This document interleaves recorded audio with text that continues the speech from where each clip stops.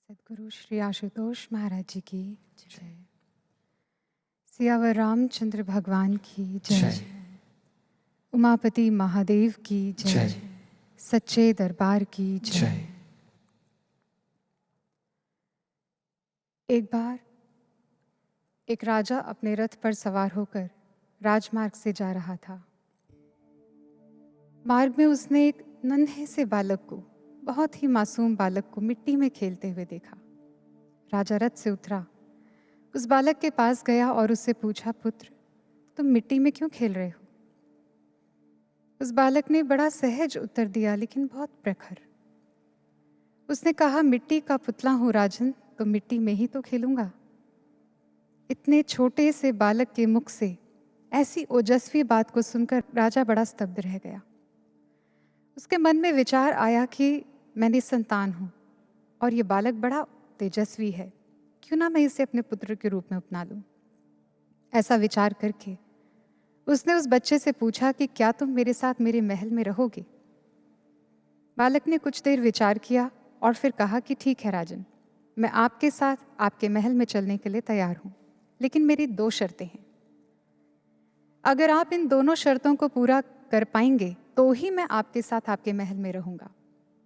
क्या है शर्तें? पहली शर्त है कि आप मुझे कभी भी अकेला छोड़कर नहीं जाएंगे, आप हर वक्त मेरे साथ रहेंगे। और मेरी दूसरी शर्त है कि जब भी मैं सो जाऊं, मैं विश्राम करूं, आप जागेंगे, जागकर मेरी रक्षा करेंगे। राजा बड़ा हैरान हुआ, ये कैसे संभव है? मुझे तो राज कार्य को संपन्न करने के लिए बहुत दूर दूर यात्राएं करनी होती हैं। मैं कभी कहीं होता हूं, मैं हर वक्त तुम्हारे साथ नहीं रह सकता। और दूसरा, अगर तुम सोओगे और मैं जागूंगा तो मैं विश्राम कब करूंगा? ऐसे तो मैं अपने कार्य ही संपन्न नहीं कर पाऊंगा। इसलिए ये दोनों ही शर्तें पूरी करने में मैं अक्षम हूं। बालक मुस्कुरा दिया। उसने कहा, फिर रहने दीजिए राजन, क्योंकि मेरा भगवान मेरी ये दोनों शर्तें पूरी करता है। वो हर वक्त मेरे साथ भी रहता है, मुझे कभी किसी स्थिति में अकेला छोड़कर नहीं जाता, और जब मैं सो जाता हूं तो वो मेरे लिए जागता भी है। गुरु भक्तों,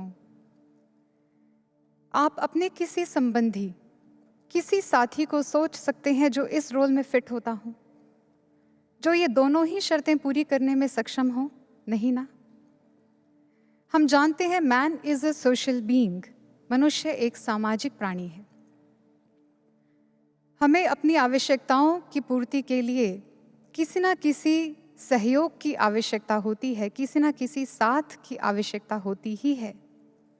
और ऐसे में विचार करिए, अगर हमें कोई ऐसा सपोर्ट सिस्टम मिल जाए जो 24/7 काम करता हो, जो हर वक्त हमारे साथ रहता हो, जो हमारी हर छोटी से छोटी ज़रूरत का ख्याल रखता हो, उसको पहचानता हो, जो हमें केवल बाहर से ही नहीं पहचानता, जो हमारे मन से हमें पहचानता हो, हमें भीतर से पहचानता हो, हमारे मन को समझता हो, जिसको कुछ कहने की भी आवश्यकता ना पड़े, वो बिना बोले ही सब कुछ जान लेता हो। सोचिए, ऐसा सपोर्ट सिस्टम मिले तो क्या हो।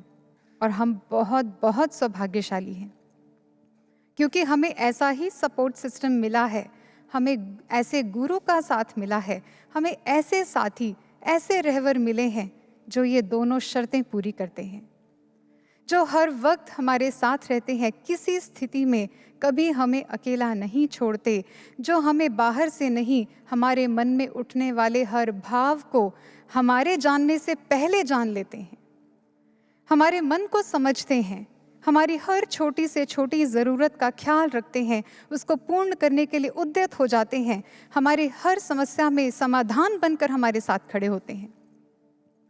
इसलिए तो जब भी हम दुख से घिरते हैं, अवसाद आकर हमें घेरता है, हम महाराज जी का दामन थाम लेते हैं, हम महाराज जी की शरण में जाते हैं, क्योंकि महाराज जी का सानिध्य एक टेस्ट बेरी फ्रूट की तरह है। टेस्ट बेरी एक अफ्रीकन फ्रूट है जिसकी एक खासियत है, इस फ्रूट को खाने के बाद आप जो कुछ भी खाएंगे या पिएंगे, खट्टा, कड़वा, फीका, कैसा भी, वो आपको मीठा ही स्वाद देगा। इसकी इसी मैजिकल प्रॉपर्टी की वजह से इसको टेस्ट बेरी या मैजिकल फ्रूट भी कहते हैं। हम जब भी दुखी होते हैं, जब भी बोझिल मन के साथ, जब भी अपने जीवन के खट्टे कड़वे अनुभवों से संतप्त होकर महाराज जी की शरण में जाते हैं, आनंद से भर जाते हैं। महाराज जी ऐसा उत्साह हमारे भीतर भरते हैं, ऐसे नवीन ऊर्जा का संचार हमारे जीवन में कर देते हैं कि दुख दुख नहीं रहता, तकलीफ तकलीफ नहीं रहती। ऐसी मिठास महाराज जी हमारे जीवन में भर देते हैं। सोचिए गुरु भक्तों, जिसको ऐसा साथ मिला हो, जिसको ऐसे रहवर मिले हों, उसे जीवन में कुछ और क्या ही चाहिए होगा। हाँ, ऐसे साथ के छूट जाने का डर जरूर होगा। कहीं कुछ ऐसा ना हो जाए कि ये साथी हमसे दूर हो जाए, कहीं हम इसका साथ ना खो बैठे। वैसे तो रिसर्चेस, स्टडीज ये कहती हैं कि एक इंसान के भीतर किसी भी प्रकार का डर उसको भीतर से खोखला बना देता है, उसे कमजोर बना देता है। और आज तो इंसान इतने सारे फियर्स और फोबियाज का शिकार हो चुका है। हाइड्रोफोबिया, एक्रोफोबिया, ऑटोफोबिया, इंसेक्टोफोबिया, न जाने कितने कितने। किसी को हाइट से डर है, किसी को अकेलेपन से भय है, किसी को पानी से, किसी को किसी से, किसी को किसी से। और स्टडीज कहती हैं कि किसी भी प्रकार का भय इंसान की प्रगति को रोक देता है, ये उसके लिए हानिकर है, इसलिए इसकी रेमेडीज ढूंढी जाती हैं, ट्रीटमेंट्स लिए जाते हैं। फिर एक साधक के मन में ये डर कैसा? एक बार किसी ने गुरु महाराज जी से प्रश्न किया। उन्होंने कहा कि महाराज जी, भक्ति तो निडर बनाती है ना? फिर एक साधक के मन में भक्ति मार्ग के छूट जाने का भय, क्या ये उचित है? क्या ये साधक को कमजोर नहीं बना देगा? महाराज जी ने क्या कहा? महाराज जी ने कहा, जब एक साधक के मन में भक्ति मार्ग से छूट जाने का भय रहता है, तो ये भय उसे गुरु के चिंतन से जोड़ता है, ये भय उसे प्रार्थनाओं से जोड़ देता है। ये डर ही है जो उसे हर गलत विचार से रोकता है, हर गलत कार्य को करने से रोक लेता है। इसलिए यह भय सार्थक है, उसे भक्ति मार्ग पर दृढ़ करता है। महाराज जी ने इसको और समझाने के लिए प्रश्न किया। महाराज जी ने पूछा कि अच्छा बताओ, पांडवों और कौरवों में कौरवों का विनाश क्यों हो गया? जबकि संख्या में तो कौरव अधिक थे, सारे बलशाली राजा और अनगिनत सेना भी उन्हीं के पक्ष में थी। संसाधनों की दृष्टि से भी कौरव ही अधिक संपन्न थे, फिर भी उनका पतन हो गया। जब सामने से कोई उत्तर प्राप्त नहीं हुआ तो गुरु महाराज जी ने स्वयं ही इस रहस्य का उद्घाटन किया। महाराज जी ने कहा, क्योंकि कौरवों को भय नहीं था, पांडवों को था। कैसा भय? हम कहते हैं we are God fearing people, हम भगवान से डरने वाले लोग हैं। इसका अर्थ ये नहीं है कि भगवान हमारा कुछ अहित कर देंगे इसलिए हम भगवान से डरते हैं। नहीं, वो ऐसा कुछ नहीं करते। सच तो ये है कि we are not God fearing but we are God loving people. हम साधक भगवान से प्रेम करने वाले लोग हैं, इसीलिए इस बात से डरते हैं कि कहीं हमारी किसी भूल के कारण हमारा भगवान हमसे दूर ना हो जाए, हम उनका साथ ना खो बैठे। यही भय पांडवों को था। पांडव इस बात से डरते थे, धर्मराज युधिष्ठिर और उनके अन्य 4 भाई कहीं धर्म से च्युत ना हो जाएं, कहीं उनसे भूलवश कोई ऐसा कार्य ना हो जाए कि वो धर्म के पथ का त्याग कर बैठे, धर्म उनसे छूट जाए। और उनके धर्म के इसी प्रेम ने, इसी भय ने उन्हें सदा भगवान से जोड़ के रखा, कृष्ण से जोड़ के रखा, क्योंकि वो जानते थे जहां कृष्ण है वहीं धर्म है और जहां धर्म है वहीं कृष्ण है। और उन्हें उनके स्वयं के जीवन से भी अधिक अनमोल, अधिक मूल्यवान था कृष्ण का साथ। वो किसी कीमत पर नहीं छोड़ सकते थे। इसलिए अपने भगवान से दूर हो जाने का भय एक भक्त को भक्ति मार्ग पर दृढ़ कर देता है, उसे और सतर्क और सजग बना देता है, क्योंकि वो जानता है कि मेरी जरा सी लापरवाही मुझे बहुत बड़े नुकसान में डाल देगी। भगवान शिव कहते हैं, जब एक साधक को सतगुरु प्राप्त होते हैं तो उसके जीवन में बहुत सारी संभावनाएं जन्म लेती हैं। कैसी संभावनाएं? उस मानव के दिव्य होने की संभावना, उस शिष्य के भीतर दिव्य क्षमताओं के जागरण की संभावनाएं। लेकिन अगर भूलवश, किसी कारणवश, नासमझी में वो ऐसे गुरु को छोड़ देता है तो ये सारी संभावनाएं ही नष्ट हो जाती हैं।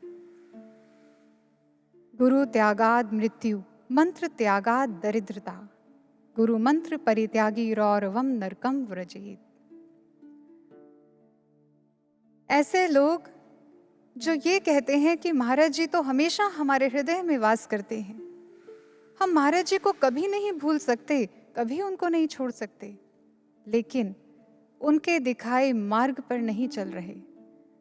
सेवा, साधना, सत्संग, इसकी कोई अहमियत नहीं है उनके जीवन में, इनका अभ्यास नहीं कर रहे, तो ये गुरु मंत्र छोड़ने जैसा ही है।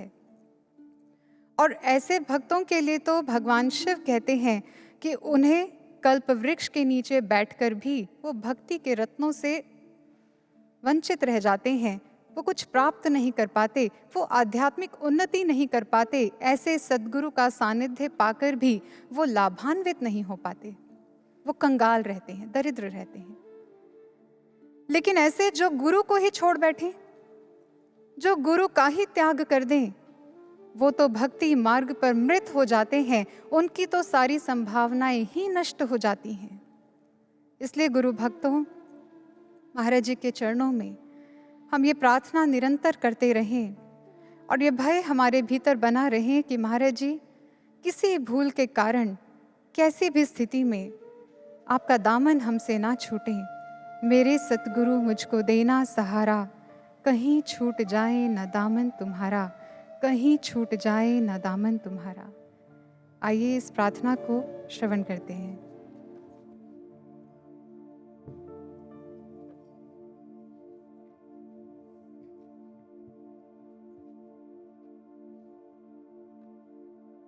मेरे सतगुरु मुझको देना सहारा, मेरे सतगुरु मुझको देना सहारा, कहीं छूट जाए ना दामन तुम्हारा, कहीं छूट जाए ना दामन तुम्हारा।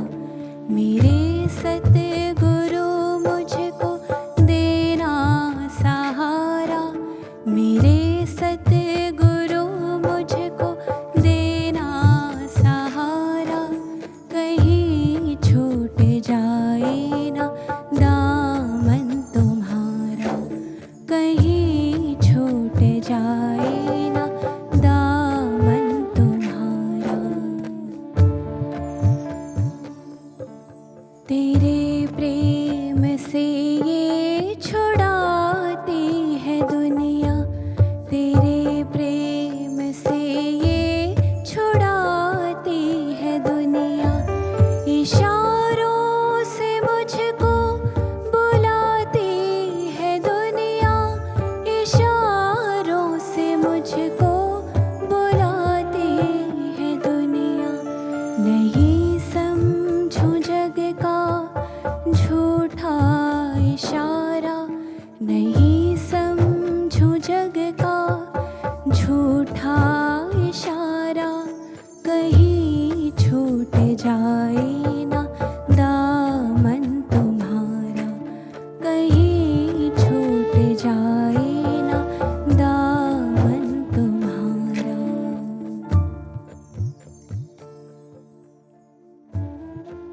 तेरे प्रेम से ये छुड़ाती है दुनिया, इशारों से मुझको बुलाती है दुनिया। महाराज जी, हम तो आपके मार्ग पर चलना चाहते हैं, हम तो आपसे प्रेम करना चाहते हैं, लेकिन ये दुनिया हमें छुड़ा देती है। ये दुनिया हमें मार्ग से भटका देती है। क्या यही सच है? क्या इसमें दोष दुनिया का है? दुनिया का अर्थ है मोह, माया, विषयों का आकर्षण, जो निरंतर अपने स्वभाव के अनुरूप कार्य कर ही रहे हैं। मोह का काम ही है बांधना, माया का काम ही है आकर्षित करना, दुनिया का काम ही है लुभावने प्रस्तावों को सामने रखना। वो निरंतर अपनी ओर खींच रहे हैं हमें, लेकिन ये साधक पर निर्भर करता है कि वो ऐसी स्थिति में क्या करता है। वो इनके बहाव में बह जाएगा या अपने आदर्शों पर अडिग रहेगा। किसी ने कहा है, it is a choice, no matter how alluring or boring, how constraining or powerful our situation is, we can always choose how we respond. हमारी स्थिति परिस्थिति कितनी ही सख्त क्यों ना हो हमारे लिए,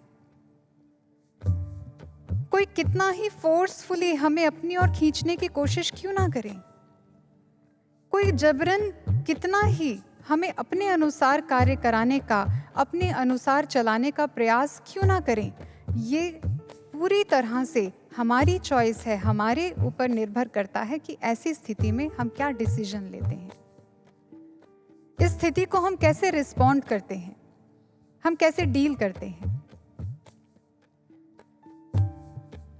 एक बार एक आर्टिस्ट के साथ क्या हुआ,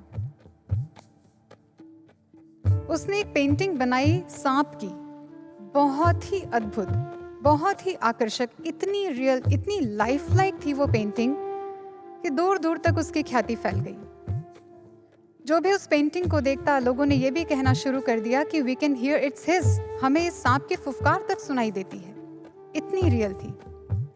जब इतनी प्रशंसा मिली उस आर्टिस्ट को, उससे रहा नहीं गया। उसने अपना ब्रश उठाया और उस पेंटिंग पे कुछ टचअप्स देने की सोची। टचअप्स देते हुए इस बार उसने सांप की आंखें ग्लोइंग बना दी, फिक्स पे काम किया, इधर उधर कुछ और टचअप्स दिए और वो पेंटिंग एक अलग ही लेवल पे पहुंच गई, बहुत ही आकर्षक हो गई।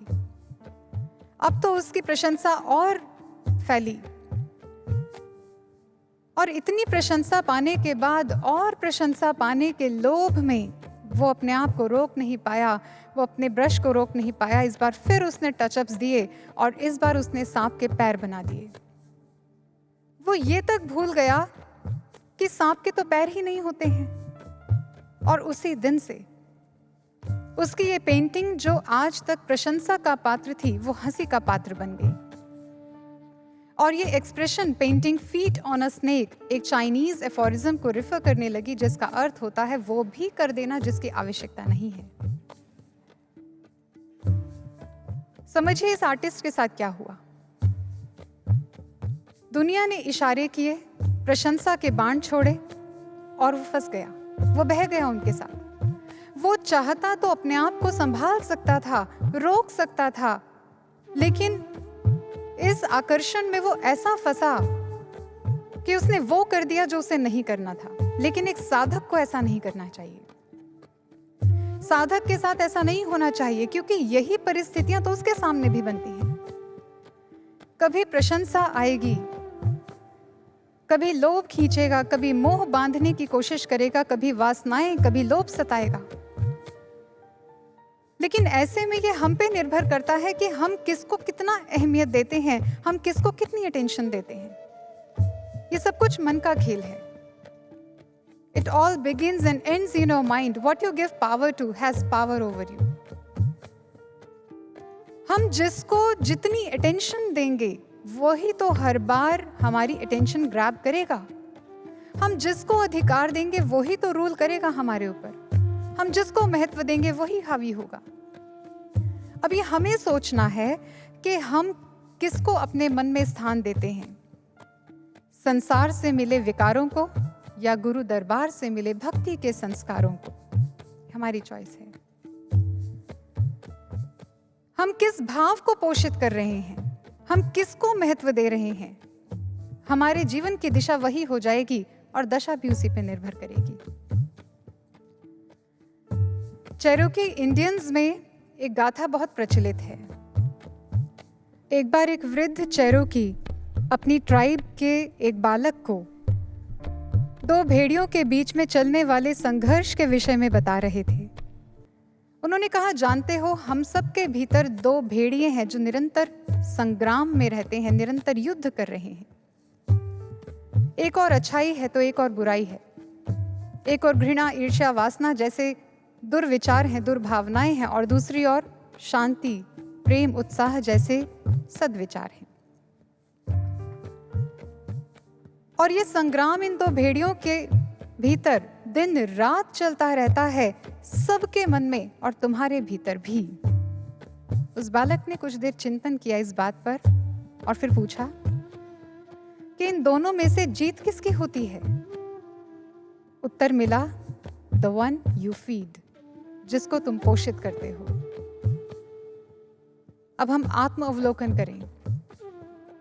हमारे मन में कौन सा भाव है जो पोषित हो रहा है, या हम किस विचार को पोषित करते हैं? कहीं वो कोई ऐसा विचार तो नहीं,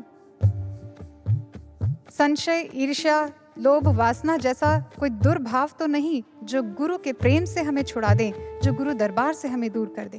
अगर है तो सजग हो जाएं, उसी समय उस विचार को पोषित करना बंद कर दें, क्योंकि हम नहीं जानते कि ये नन्हा सा विचार जो उसने हमारे मन में जन्म लिया है वो हमें कहां तक लेकर जाएगा। हम प्रार्थनाएं तो बहुत करते हैं कि महाराज जी कहीं हम आपके प्रेम से छूट ना जाएं, हम आपके दरबार से दूर ना हो जाएं। लेकिन अगर उस कारण को निर्मूल करने का प्रयास ना करें जिस कारण से ये हो सकता है, ये संभावना बन सकती है, तो क्या होगा? महाराज जी ने एक बार समझाया कि जब आपको ये पता चल जाए कि आपकी गलती क्या है, तो उसके बाद केवल प्रार्थनाओं से काम नहीं बनेगा। आपको पुरुषार्थ की आवश्यकता है। आपको उस कारण को निर्मूल करने के लिए उद्यम करना पड़ेगा, पुरुषार्थ करना पड़ेगा। हम एक और प्रार्थनाएं करें कि महाराज जी कहीं ऐसा ना हो जाए, और दूसरी ओर हम वही गलती हर बार दोहराते चले जाएं, तो सुधार कैसे होगा? इसलिए केवल ये जान लेना पर्याप्त नहीं है कि कौन सा विकार हमारे ऊपर हावी हो रहा है या हमारे मन में कौन सा दुर्भाव पोषित हो रहा है। हमें उसको निर्मूल करने के लिए उद्यम करना होगा, हमें उसके लिए प्रयासरत रहना होगा, वो उपाय ढूंढना होगा जिस उपाय से हम इन सभी आकर्षणों से अपने आप को सुरक्षित रख सकते हैं, अपने आप को माया के आकर्षण से बचा सकते हैं। बुद्धिज्म में साधक की स्पिरिचुअल जर्नी को, आध्यात्मिक यात्रा को एक सिंबल से रिप्रेजेंट किया गया है। इस सिंबल का नाम है ऊनालोम। यह सिंबल एक सिंगल लाइन से बनता है जो नीचे से शुरू होकर ऊपर की ओर जाती है, और इसमें जो नीचे का भाग है, इसका शुरू का भाग जो है, उसमें बहुत सारे स्पाइरल्स हैं। फिर वही लाइन इन स्पाइरल्स को बनाते बनाते जब ऊपर की ओर जाती है तो सीधी हो जाती है, एक स्ट्रेट लाइन बना देती है, और ऊपर सबसे टॉप पर एक कमल है, एक फूल है, लोटस। ये सिंबल क्या रिप्रेजेंट करता है, क्या समझा रहा है? इसमें जो सबसे नीचे का भाग है, स्पाइरल्स, ये साधक के जीवन में आने वाली बाधाओं को, गुरु के आदर्शों और माया के आकर्षणों के बीच में जो टग ऑफ वॉर चलती है, जो खींचातानी चलती है, जो द्वंद्व चलता है, ये उन झंझावातों को दिखा रहा है, उसको दर्शाता है। लेकिन फिर साधक दृढ़ होकर जब चलता है तो एक स्ट्रेट पाथ यानी ऊपर की ओर उठता है, उसका मन स्थिर हो जाता है। ये स्ट्रेट पाथ, ये स्ट्रेट लाइन जो है वो उसके मन की स्थिरता का प्रतीक है, उसकी आध्यात्मिक उन्नति का प्रतीक है, जो ऊपर जाकर सहस्त्रदल कमल से कनेक्ट हो जाता है, ब्रह्मरंध्र से कनेक्ट हो जाता है। अब इसमें समझने की बात क्या है, देखिए, ये सिंबल, ये ऊनालोम, ये केवल स्पाइरल्स पे खत्म नहीं हो गया। इसका मतलब ये है कि जहां साधक के मन का संघर्ष है, जहां ये द्वंद्व है, वहीं उत्थान का मार्ग भी है, वहीं ऊपर उठने का मार्ग भी है। ऐसा क्या उपाय किया साधक ने, या हर युग में साधक क्या उपाय करता है जिससे वो इन झंझावातों से निकल जाता है, जिससे वो अपने इस मन के धरातल से ऊपर उठ जाता है और ईश्वर में एकमिक हो जाता है? वो उपाय क्या है, महापुरुषों ने समझाया। गुरु की मति तू ले ही याने, भक्ति बिना बहु डूबे सयाने। अगर इन विषयों के आकर्षण से बचना चाहते हो, अगर दुनिया के इशारों से अपने आप को सुरक्षित रखना चाहते हो, तो गुरु की मति से चलिए, गुरु के कहे अनुसार चलिए। गुरु ने जो कह दिया आप वो करिए, उसमें अपनी बुद्धि मत लगाइए, अपनी समझ मत लगाइए। लगा देंगे तो उलझ जाएंगे, मार्ग से बिछुड़ जाएंगे। ऐसे बहुत सारे लोग हुए जिन्होंने अपनी बुद्धि से इस मार्ग पर चलने की कोशिश की, अपने आप को सयाना, अपने आप को समझदार मानते थे, कोशिश की इस मार्ग पर शायद बहुत आगे निकल जाएंगे, लेकिन ज्यादा दूर तक चल नहीं पाए। पांव फिसला, माया के अधीन हुए और डूब गए। माता सती का उदाहरण लेते हैं। भगवान शिव ने मना किया, प्रजापति दक्ष के द्वारा किए गए यज्ञ आयोजन में हम आमंत्रित नहीं हैं सती, इसलिए हम वहां नहीं जाएंगे। लेकिन सती ने अपनी बुद्धि लगाई। पिता के घर जाने के लिए पुत्री को आमंत्रण की क्या आवश्यकता है? और जहां बुद्धि लगाई वहां संसार ने खींचना आरंभ कर दिया, दुनिया ने इशारे आरंभ कर दिए और वो उनमें फंस गई। उन्होंने सबको उस आयोजन की ओर जाते हुए देखा, दुनिया ने उकसाया तू भी चल, और गुरु की अवज्ञा करके वो चल पड़ी। और हम सभी जानते हैं परिणाम क्या हुआ। सती की भक्ति तो छूटी ही, शिव का साथ भी खो दिया। अजामिल को उसके गुरु ने कहा, मना किया कि अजामिल नगर के मार्ग से नहीं जाना, लेकिन अजामिल ने भी यही भूल की, उसने भी गुरु की अवज्ञा की, उसने अपनी बुद्धि लगाई। जब नगर का मार्ग छोटा है तो मैं छोटे मार्ग का चयन क्यों ना करूं, मैं क्यों लंबे मार्ग से जाऊं? और हश्र क्या हुआ?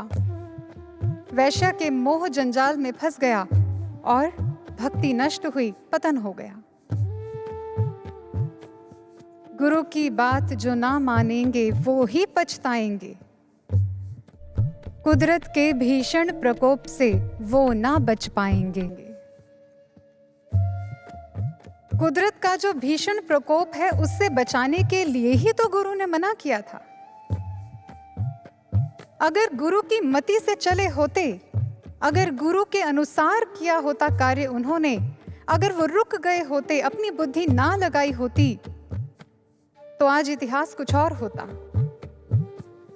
इशारे दोनों को मिले दुनिया से, दोनों ने अपनी ओर खींचने की कोशिश की।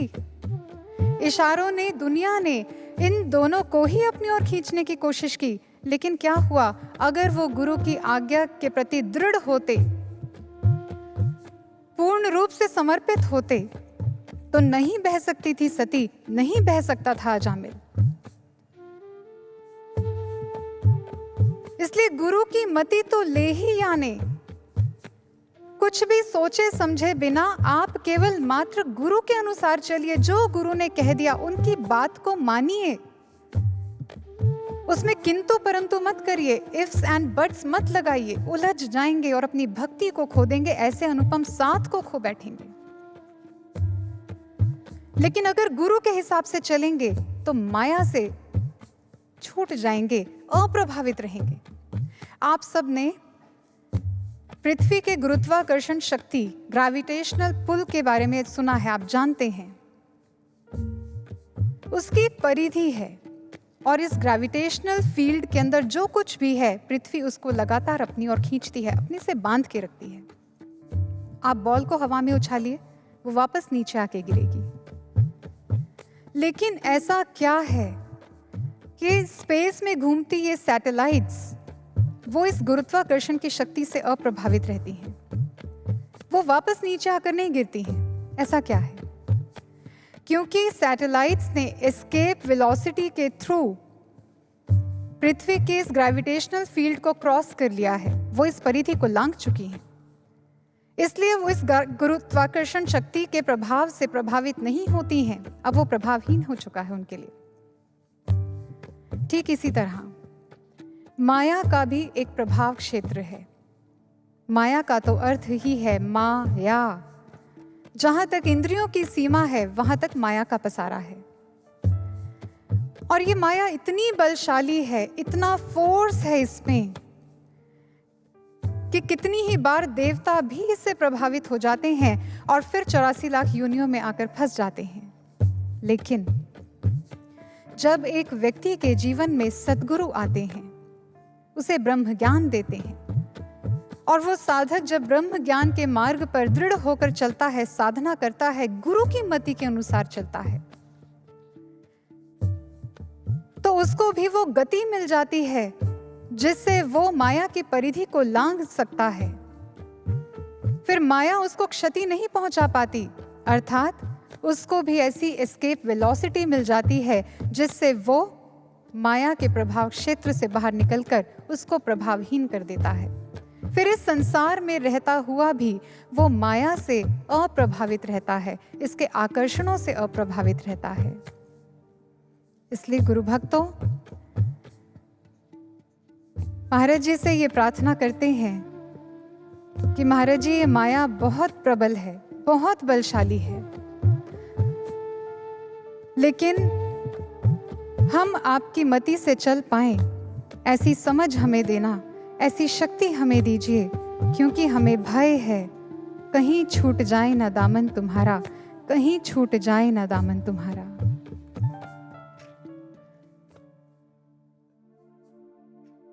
बराबर न तेरे कहीं और दूजा, बराबर न तेरे कहीं और दूजा, तुम ही देव मेरे करो जिसे की पूजा, तुम ही देव मेरे करो जिसे की पूजा, तुम ही पर है सर्वस्व हमने ये वारा, तुम ही पर है सर्वस्व हमने ये वारा, कहीं छूट जाए ना दामन तुम्हारा, कहीं छूट जाए ना दामन तुम्हारा।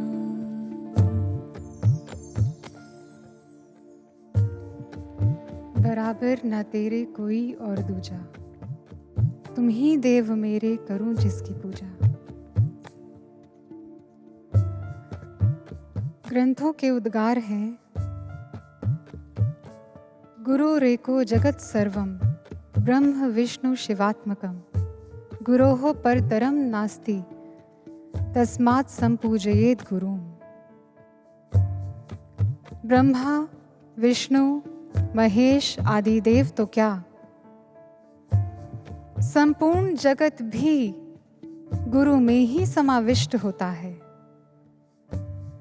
इसलिए हर काल, हर स्थिति में ऐसे गुरु की पूजा करनी चाहिए, क्योंकि गुरु के जैसा कोई और नहीं होता, गुरु से बढ़कर कुछ और नहीं होता।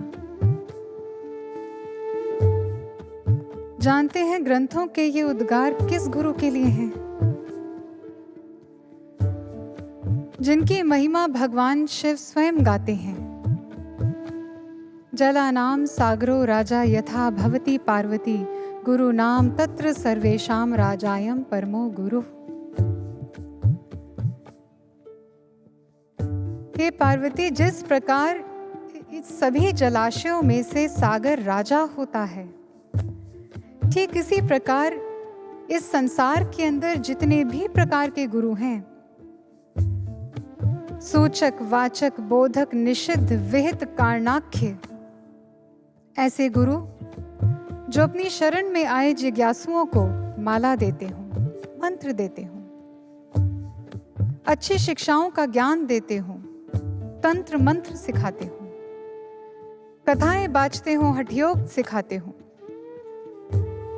जितने भी गुरु हैं, इन सब से ऊपर, इन सब से श्रेष्ठ जो गुरु हैं वो परम गुरु होते हैं। परम गुरु जो अपनी शरण में आए जिज्ञासुओं को ब्रह्म ज्ञान देते हैं, उनके दिव्य चक्षु को खोल ईश्वर का साक्षात दर्शन उनके अंतर हृदय में करा दिया करते हैं। हे पार्वती, ऐसे गुरु ही सर्वश्रेष्ठ होते हैं। ऐसे गुरु से ऊपर कोई नहीं, तो बराबरी तो कोई क्या ही करेगा। भगवान श्री कृष्ण ने जब अर्जुन को ब्रह्म ज्ञान दिया, जब अर्जुन का दिव्य चक्षु का उन्मीलन कर उसके घट के भीतर ईश्वर के दिव्य अलौकिक अनंत प्रकाश को दिखा दिया, तो साथ ही उद्घोष किया, राज विद्या राज गुह्यम पवित्र मिदम उत्तमम। अर्जुन, जो ज्ञान मैंने तुम्हें दिया है, ये ज्ञान सर्वश्रेष्ठ है। ये सब विद्याओं में राजा है। इससे श्रेष्ठ कोई और ज्ञान नहीं है, इससे ऊपर कोई और विद्या नहीं है। इसको जानने के बाद कुछ और जानना शेष नहीं रह जाता है। अर्जुन, यही ज्ञान तुझे पवित्र करेगा, यही ज्ञान तुझे यशस्वी बनाएगा। ऐसे ब्रह्म ज्ञान प्रदाता सतगुरु को प्राप्त करके अर्जुन के भी हाथ जुड़ गए। अर्जुन भी धन्य धन्य हो गया। जिस किसी ने भी ऐसे गुरु को प्राप्त किया है, उसके जीवन का अनुभव रहा है, उसने ये दावा किया है, उसने कहा है कि मेरे गुरु के बराबर कोई भी नहीं हो सकता, मेरे गुरु के समतुल्य तो स्वयं ईश्वर भी नहीं है।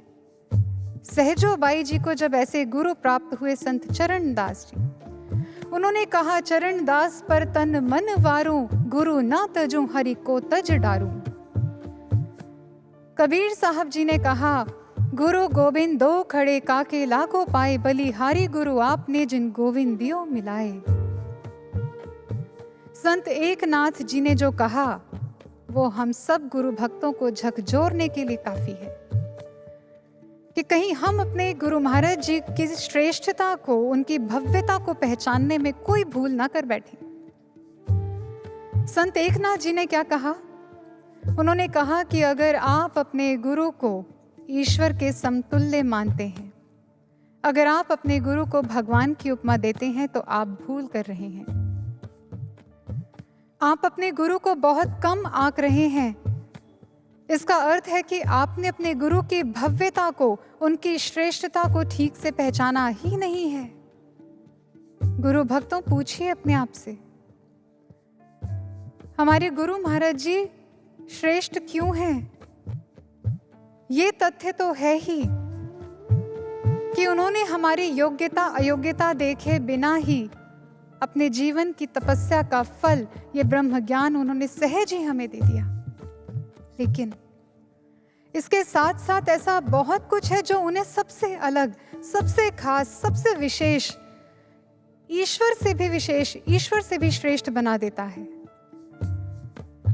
ईश्वर के हाथों में तो हम बहुत सारे आयुध, अस्त्र शस्त्रों को देखते हैं, लेकिन हमारे महाराज जी के हाथों में प्रेम से सराबोर गायों के लिए रोटी, बत्तखों के लिए दाना और अपने भक्तों के लिए प्रसाद होता है। कण कण में रहता हुआ भी ईश्वर हमारे हृदय की सुनकर उत्तर नहीं दे पाता, लेकिन हमारे महाराज जी को तो कहने की भी आवश्यकता नहीं पड़ती है। वो तो बिना बोले सब कुछ जान लेते हैं और हमारे मन के हर भाव को पढ़कर उसका समाधान करने के लिए उद्यत हो जाते हैं।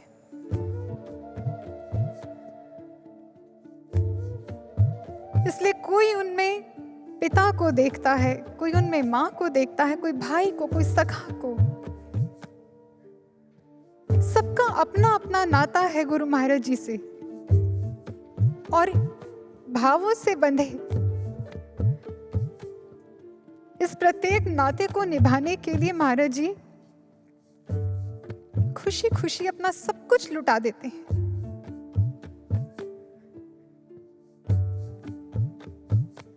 फिर चाहे ये सब कुछ करने में उन्हें स्वयं कितना ही कष्ट क्यों ना सहना पड़ता हो, वो उफ तक नहीं करते। मैं खो ना जाऊं इन अंधेरी राहों में कहीं, इसलिए मेरा गुरु जलता है खुद मुझे राह दिखाने को।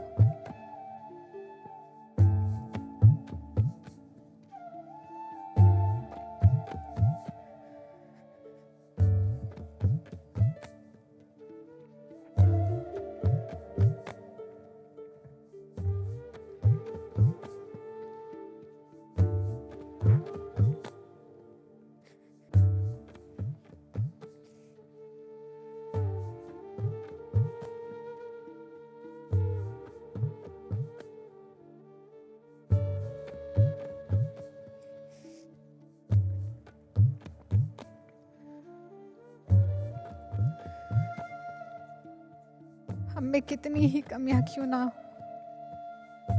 हमने कितनी ही गलतियां की हो, कितनी बार हम विकारों के आगे कमजोर पड़े हों, कितनी बार अपने आदर्शों से गिरे हों, महाराज जी ने कभी नहीं हमें ठुकराया, हमेशा हमें आगे बढ़ाया, उत्साह से उत्साह का संचार किया। एक बार नहीं बार बार हमें सुधरने का अवसर दिया। ऐसा कौन करेगा हमारे लिए? इसलिए तो गुरु महाराज जी हम सबके दिलों पर राज करते हैं, इसलिए तो वो हमारे हृदय के महाराज हैं।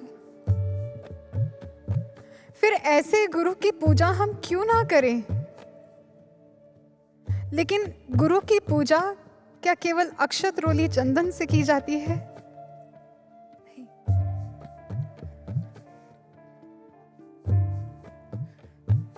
गुरुर्मूर्ति स्मरे नित्यम, गुरु नाम सदा जपेत, गुरु आज्ञा प्रकुर्वीत, गुरु अन्यन भावयेत।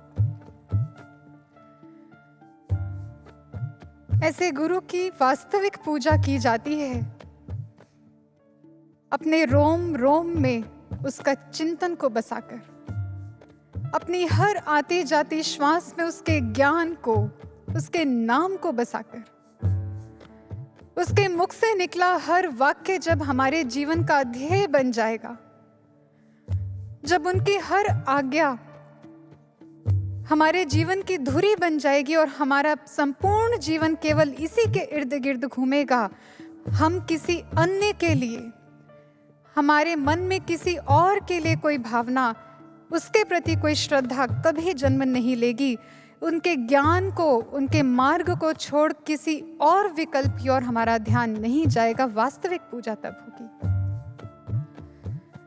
एक बार महाराज जी से किसी भक्त ने पूछा,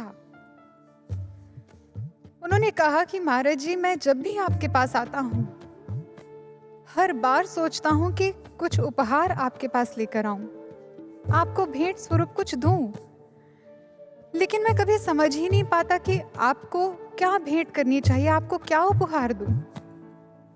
महाराज जी ने उनकी दुविधा का अंत करते हुए उनको समाधान दिया। महाराज जी ने कहा, जो हमने आपको दिया है आप उसको ठीक से प्राप्त कर लें, यही हमारे लिए सबसे बड़ा उपहार है। गुरु भाइयों और बहनों, महाराज जी ने जो हमें दिया है, क्या हम उसको सच में ठीक से प्राप्त कर पाए हैं? क्या हम उसके प्रति एक निष्ठ हैं? क्या हम उसके प्रति एकाग्र हैं? हम उसके प्रति दृढ़ हैं? महाराज जी ने जो ब्रह्म ज्ञान हमें दिया है, हमारी ईमानदारी कितनी है उसके प्रति? ईमानदारी किसको कहते हैं, इसको एक कहानी से समझते हैं। एक बार एक कंपनी के चीफ एग्जीक्यूटिव ऑफिसर ने कंपनी के सभी सीनियर एग्जीक्यूटिव्स को इकट्ठा किया और एक अनाउंसमेंट की। उसने कहा कि आप सबको आज एक एक बीज दिया जा रहा है और ये बीज साधारण नहीं है, बहुत स्पेशल है, विशेष प्रकार का बीज है। इससे बहुत कुछ प्राप्त होगा आपको। आपको करना क्या है, इसको अपने घर लेकर जाना है, इसको रोपित करना है, मेहनत करनी है इसके ऊपर, और ठीक 1 साल के बाद आप अपने रिजल्ट्स के साथ एक बार फिर यहाँ पर इकट्ठे होंगे और उस दिन आप में से ही किसी एक को इस कंपनी का अगला सीईओ यानी चीफ एग्जीक्यूटिव ऑफिसर चुना जाएगा। सब बड़े एक्साइटेड थे, सब अच्छे से अच्छा रिजल्ट पाना चाहते थे अपने बीज में से। इसलिए वो घर गए और जल्दी से उन्होंने उस बीज को रोपित किया और मेहनत शुरू हो गई। करते करते समय बीता, 1 साल की अवधि पूरी हुई। अब वो दिन आ गया जिस दिन सबने अपने रिजल्ट्स के साथ वहां पहुंचना था।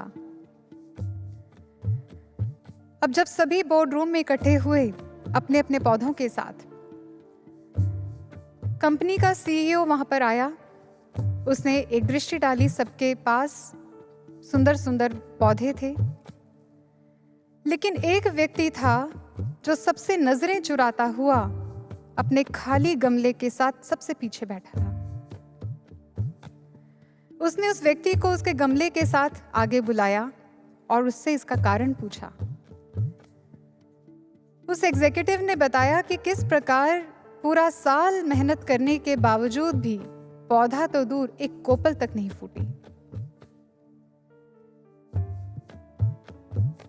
तुमने मेहनत की थी, बिल्कुल लगन से की थी, क्योंकि सीईओ देख रहा था कि आज भी खाद फ्रेश है और पानी उसमें डला हुआ है, तो मेहनत तो उसने की है।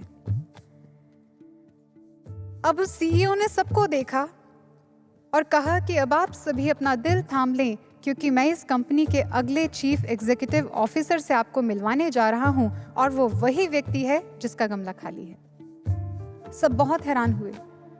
हमारे इतने सुंदर सुंदर पौधे, लेकिन जिसको कुछ भी प्राप्त नहीं हुआ, वो सीईओ कैसे, क्यों? ऐसे बहुत सारे प्रश्न उनके मन में उठने लगे। सीईओ ने एक्सप्लेन किया उन्होंने कहा कि 1 साल पहले जब बीज मैंने आपको दिए थे, मैंने आपको कहा था कि ये विशेष प्रकार के बीज हैं, इनसे बहुत कुछ प्राप्त होगा, लेकिन आप लोगों ने क्या किया? बहुत अच्छे रिजल्ट्स पाने की होड़ में आप लोगों ने कुछ समय उस पर मेहनत की, लेकिन जब देखा कि इसमें से तो कोई कोपल नहीं फूट रही, इसमें से तो कोई रिजल्ट दिख ही नहीं रहा, कोई आउटकम विजिबल नहीं हो रहा, आपने बीज बदल दिया। आपने उस बीज को निकाला और दूसरा बीज उसमें रोपित कर दिया और उसके ऊपर मेहनत की, और उसका रिजल्ट है जो आप मेरे सामने लेकर आए हैं। लेकिन जानते हैं वो स्पेशल बीज कैसा था? 1 साल मेहनत करने के बाद भी इस 1 साल की अवधि के अंदर उसके अंदर कोपल नहीं फूटती है, एक निश्चित समय पर फूटती है।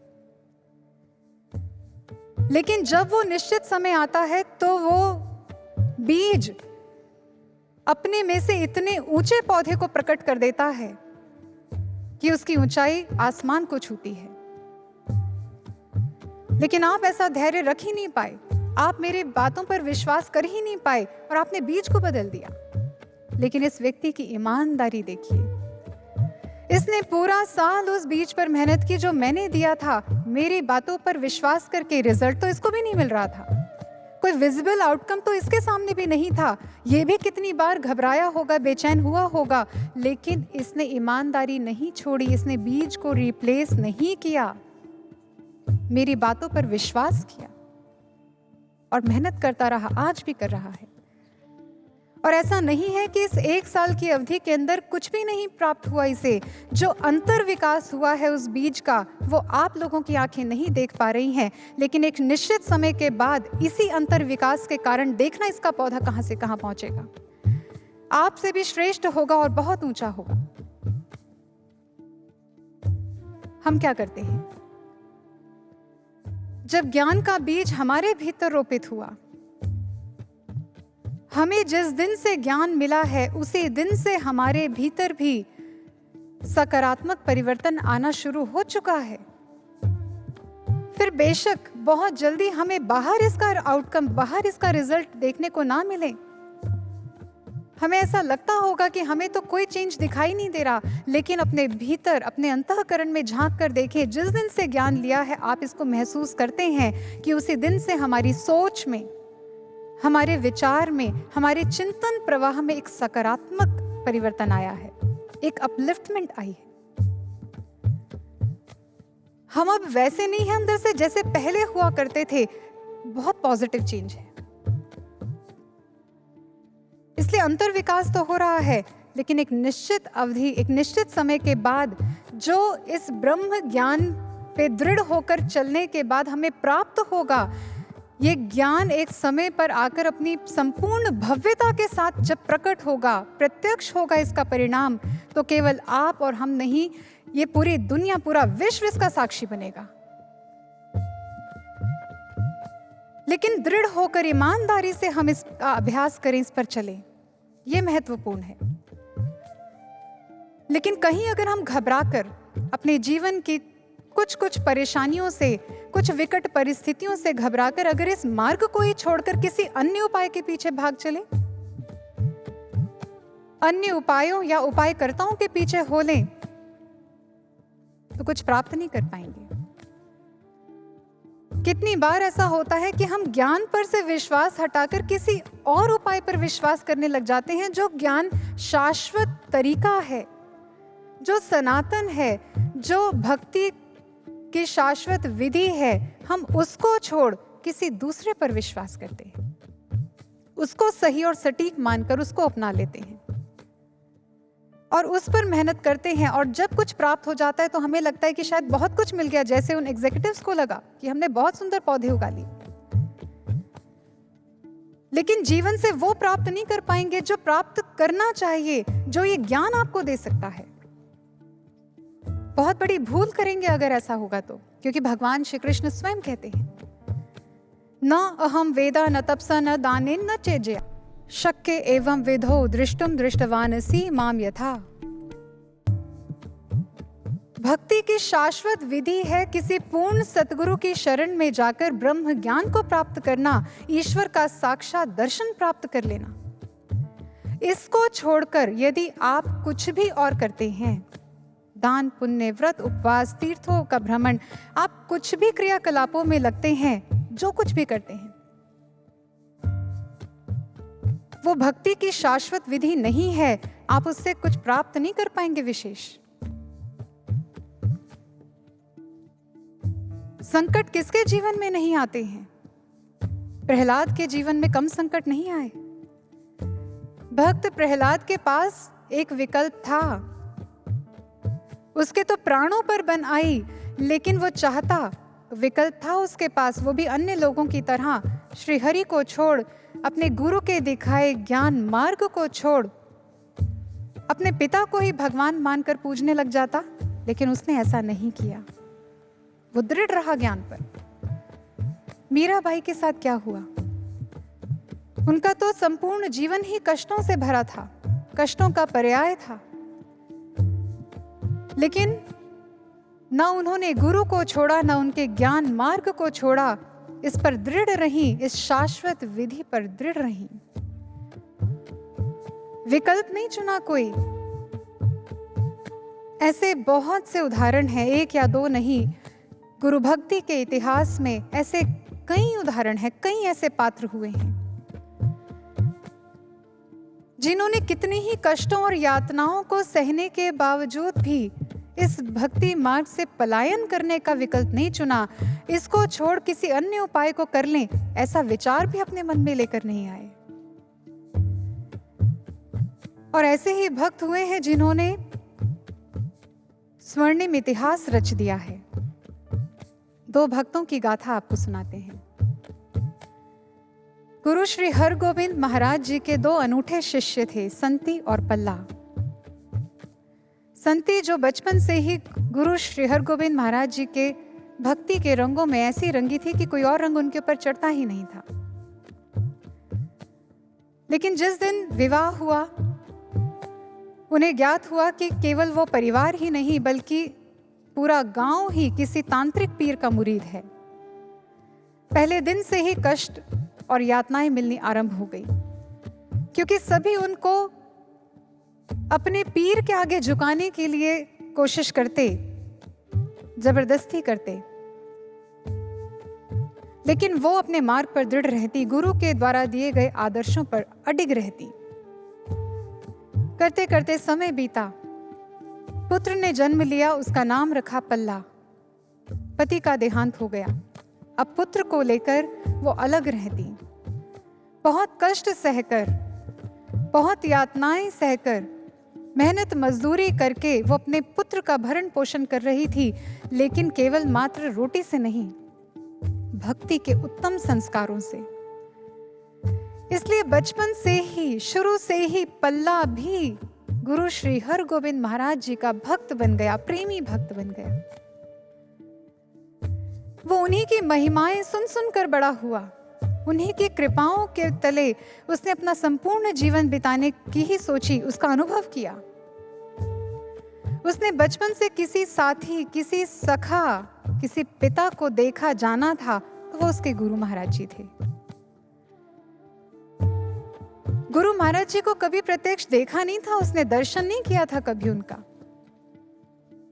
लेकिन उनकी लीलाएं सुन सुनकर ऐसा प्रेम स्थापित हो गया, ऐसी भक्ति दृढ़ हो गई उसकी कि उनके अतिरिक्त किसी और का भाव मन में आता ही नहीं था।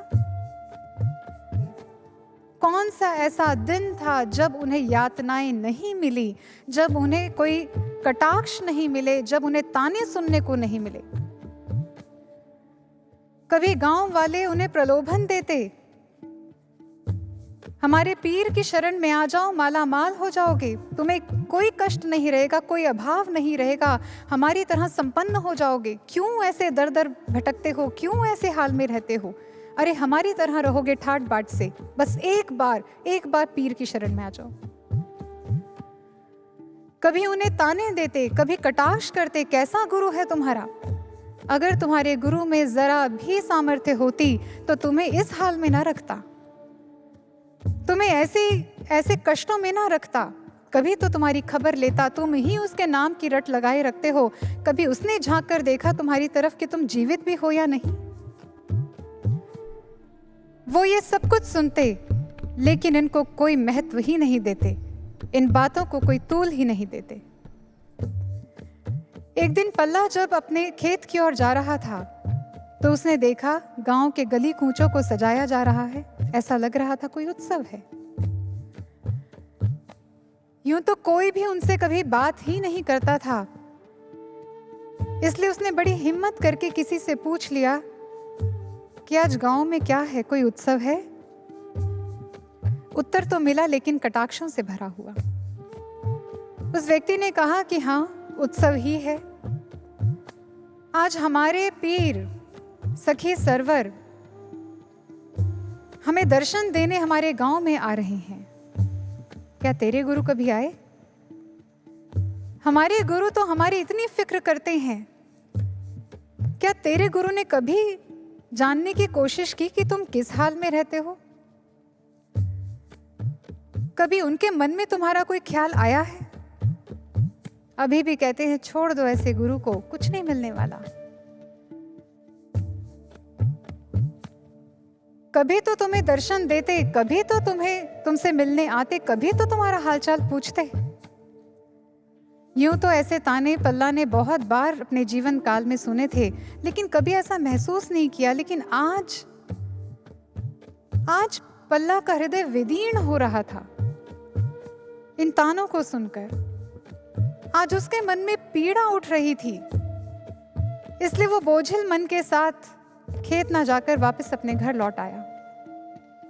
आकर माँ से कहा, माँ, हमारे गुरु महाराज जी ने कभी हमें दर्शन क्यों नहीं दिए? वो हमसे मिलने कभी क्यों नहीं आए? क्या उनको हमारी याद नहीं आती? क्या उनके मन में हमारा ख्याल नहीं जन्मता? क्या वो हमें भूल चुके हैं, या उन्हें पता भी है कि हम उनके शिष्य हैं और उनको याद करते हैं? संती समझ गई कि पल्ला को कैसे समझाना है। उसने कहा कि पल्ला, रोए बिना तो माँ भी अपने बच्चे को दूध नहीं देती है। तूने कैसे सोच लिया कि बिना रोए, बिना उनके विरह में तड़पे, बिना उनको पुकारे गुरु महाराज जी तुझे दर्शन दे देंगे? उनको मनाने के लिए, उनको रिझाने के लिए उनकी याद में तड़पना पड़ता है। तूने कितने आंसू बहाए हैं आज तक उनके लिए? तू कितना रोया है उनकी याद में? तो गुरु महाराज जी के दर्शन पाना चाहता है, लेकिन क्या नहीं जानता जिसने भी गुरु महाराज जी को पाया है, गुरु को पूर्ण भव्यता के साथ प्राप्त किया है, वो विरही शिष्य हुए हैं, जिनकी पुकार में इतनी टीस होती है, इतना दर्द होता है कि गुरु अपने आप को रोक नहीं पाते हैं। पल्ला समझ गया कि भूल तो उसी से हुई है। वो तुरंत ध्यान में बैठ गया और ध्यान में बैठकर बहुत रोया। गुरु महाराज जी को रो रो कर पुकारा और गुरु महाराज जी के हृदय तक उसकी ये भाव पहुंचे और वो प्रकट हो गए। जैसे ही उसने देखा मेरे सामने गुरु महाराज जी प्रकट हुए, जाकर उनके चरणों से लिपट गया और गुरु महाराज जी ने उसके मस्तक पर अपना हाथ रखा, उसके सिर को सहलाया। अब जिस दिन से उसने अपने भीतर गुरु महाराज जी को देखा था, पहली बार उसने गुरु महाराज जी के दर्शन किए, पहली बार। इससे पहले वो जानता ही नहीं था कि मेरे गुरु महाराज जी दिखते कैसे हैं, जिनसे मैं इतना प्रेम करता हूं। लेकिन जब से उसने अपने अंतर में उनको देखा, उनका दर्शन किया, अब उनके साकार रूप के दर्शनों की चाह प्रबल हो गई। अब वो दिन रात केवल यही प्रार्थना करता, उसके मन में यही भाव उठता, यही पुकार उठती कि हे गुरु महाराज जी, मुझे आपके साकार रूप के दर्शन भी करने हैं। आप शीघ्र मेरे पास आ जाइएगा, मैं आपके दर्शनों के बिना अब नहीं रह पाऊंगा। ऐसा बावरा, ऐसा प्यासा पपीहा हुआ वो घूमने लगा। उसने तो ये तक सोच लिया था कि जब मेरे गुरु महाराज जी मुझे मिलेंगे तो मैं उनको भेंट रूप में क्या अर्पित करूंगा। उसने उसी दिन से गुड़ की डली को अपने साथ बांध कर रखना शुरू कर दिया। जब गुरु महाराज जी मिलेंगे तो मैं उन्हें गुड़ दूंगा। न जाने उसको क्यों ये विश्वास हो चला था कि गुरु महाराज जी जरूर उसे दर्शन देने आएंगे। और जब गांव वालों को यह भनक लगी कि पल्ला दावा करता है अपने गुरु के आने का, तो एक बार फिर वो मजाक का पात्र बन गया। उसकी हंसी होने लगी, उसका मजाक उड़ाने लगे सब। कई दिन बीते। एक दिन सुबह के समय पल्ला जब सो रहा था, पवन के झोंके ने उसको ऐसा स्पर्श किया मानो उसे संदेश दे रहे हैं कि तेरे गुरु महाराज जी आने वाले हैं, तो सो रहा है अभी तक। वो तुरंत उठकर बैठा और दौड़कर गया अपनी माँ के कक्ष में। देखा माँ ध्यान कर रही थी। वो वहीं कोने में बैठा इंतजार करने लगा अपनी माँ के ध्यान से बाहर आने का। जैसे ही संती ने आंखें खोली, सामने पल्ला को बैठे देखा, तो उसे कहती है, पल्ला तो यहाँ बैठा क्या कर रहा है? अरे जा, बहुत सारी तैयारियां करनी है, गुरु महाराज जी आने वाले हैं। अभी अभी अनुभव में उन्होंने मुझे दर्शन दिए और अपने आने की सूचना दी है। वो आज हमारे पास आ रहे हैं, हमें दर्शन देने, हमसे मिलने आ रहे हैं। पल्ला जा, बहुत सारी तैयारियां करनी है, उनके मार्ग को स्वच्छ कर, घर को सजा दे, बहुत कुछ है जो करना है। पल्ला तुरंत उठकर भागता है, दौड़ता है। वो आज उसके पांव धरती पर ही नहीं टिक रहे। वो समझ ही नहीं पा रहा, मैं क्या करूं, कैसे महाराज जी को मनाऊंगा, कैसे उनको रिझाऊंगा जब वो आएंगे, मेरे समक्ष होंगे। वो तैयारियां करने लगा, मार्ग को बुहारता हुआ। इतना बावरा है कि वो मुख्य द्वार से कितना दूर निकल गया, उसे पता ही नहीं चला। आज वो सुध में ही नहीं है अपनी। जब गांव वालों ने देखा आज बड़ी हलचल है इनके घर में, तो किसी ने पूछ लिया। उसने कहा कि पल्ला आज क्या है, इतनी हलचल क्यों है, किसकी तैयारियां चल रही हैं? पल्ला ने बहुत खुश होकर, आनंदित होकर कहा, मैं कहता था ना कि मेरे गुरु महाराज जी मुझे दर्शन देने जरूर आएंगे। देखो आज वो आ रहे हैं, आज मेरा इंतजार खत्म होने वाला है, आज वो शुभ घड़ी आ गई है। लोगों को विश्वास नहीं हुआ। उन्होंने उससे पूछा, पल्ला ये तो बता कि उनके आने की सूचना तुझे दी किसने?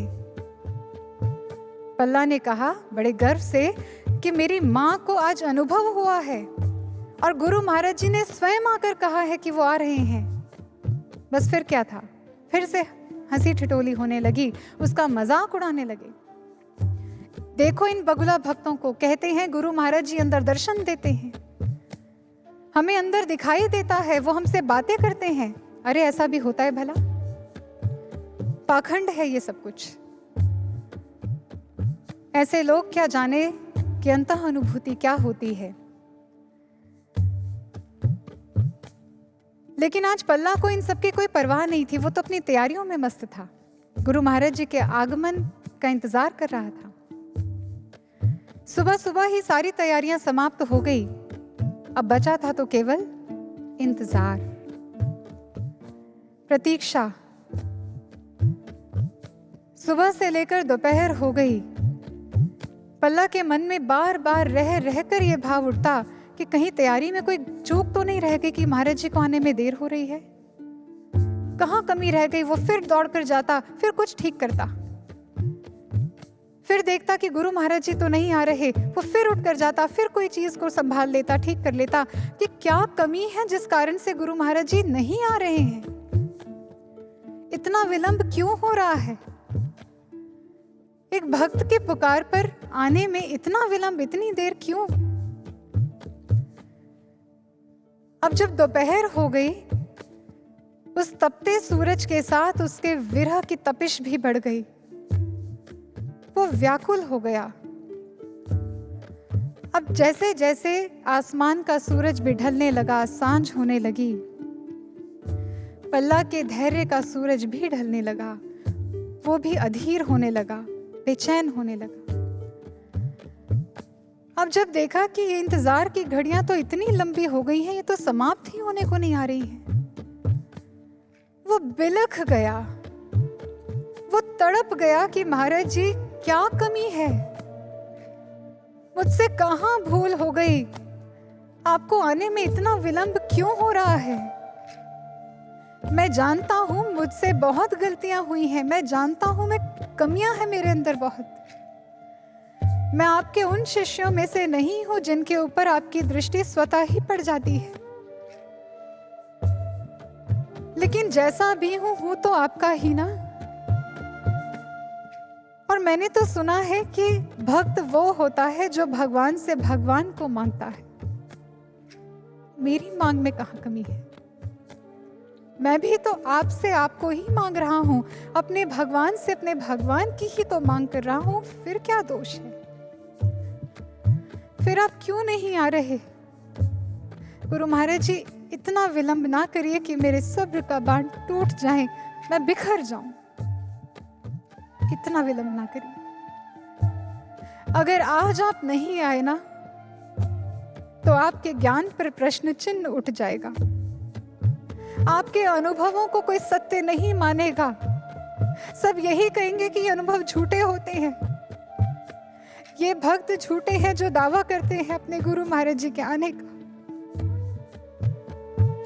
महाराज जी आज मेरे वजह से नहीं, मेरे लिए नहीं, लेकिन अपने ज्ञान का मान रखने के लिए आ जाइए। आज अपने अनुभवों का मान रखने के लिए आ जाइए। पल्ला के हृदय से ऐसी पुकार उठी, ऐसी टीस उठी कि गुरु महाराज जी आने को विवश हो गए।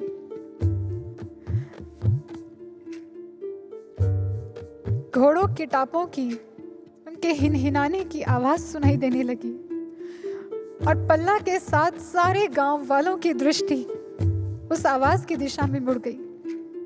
सबने देखा, सब साक्षी बने इस बात के कि गुरु महाराज जी अपने 50-60 शिष्यों के साथ पल्ला का मान रखने के लिए, उसकी भक्ति से प्रसन्न होकर उसको दर्शन देने के लिए पहुंच गए थे। पल्ला दौड़ कर गया, गुरु महाराज जी को अभी घोड़े से उतरने भी नहीं दिया, तुरंत जाकर उनके चरणों से लिपट गया, बहुत रोया। आ गए महाराज जी। गुरु महाराज जी ने उसके मस्तक पर हाथ रखा, उसके सिर को सहलाया और कहा, पल्ला बस इतना ही, इतने में ही तेरे सब्र का बांध टूटने लगा था।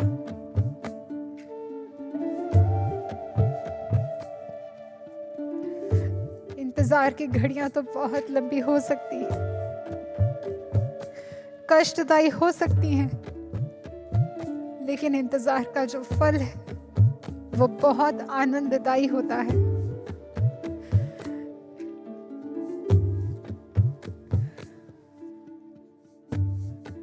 गुरु भक्तों, इन भक्तों ने तो निभा लिया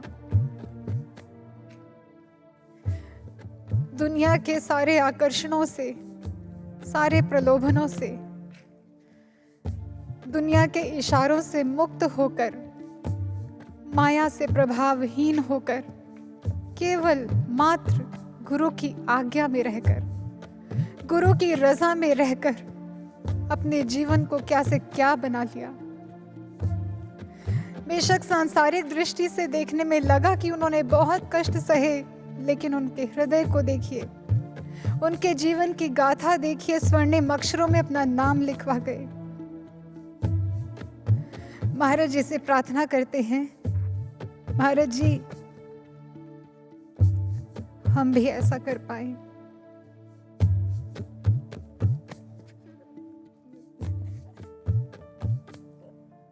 मेरे सतगुरु मुझको देना सहारा, मेरे सतगुरु मुझको देना सहारा, कहीं छूट जाए ना दामन तुम्हारा। मेरे सतगुरु मुझको देना सहारा, मेरे सतगुरु मुझको देना सहारा, कहीं छूट जाए ना दामन तुम्हारा, कहीं छूट जाए ना दामन तुम्हारा, कहीं छूट जाए ना दामन तुम्हारा।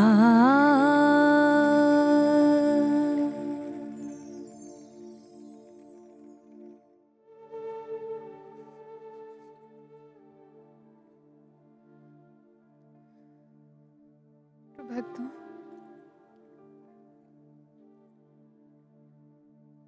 सब भक्तों की ओर से महाराज जी के चरणों में ये प्रार्थना है, महाराज जी इसे स्वीकार करें। माया बहुत बलशाली है, लेकिन हमें आपकी समझ, आपकी मति से चलने की शक्ति देना महाराज जी। हमसे भूल से भी कोई ऐसी भूल ना हो जो आपके दामन से हमें छुड़वा दे, जो आपके साथ को हम खो बैठे। ऐसा कभी कभी ये पल जीवन में ना आए। अनगिनत विषयों की लहरें उठ रही हैं वेग से, दूर करती जा रही हमको प्रभु के नेह से। अब समय है श्रेष्ठ चिंतन सद्गुणों की नियुक्ति का, रुक ना पाए दौर अब साधकों की प्रगति का, रुक ना पाए दौर अब साधकों की प्रगति का। इतना ही कहते हुए अपनी वाणी को विराम देती हूँ। बोलिए गुरुदेव श्री आशुतोष महाराज जी की जय, सच्चे दरबार की जय।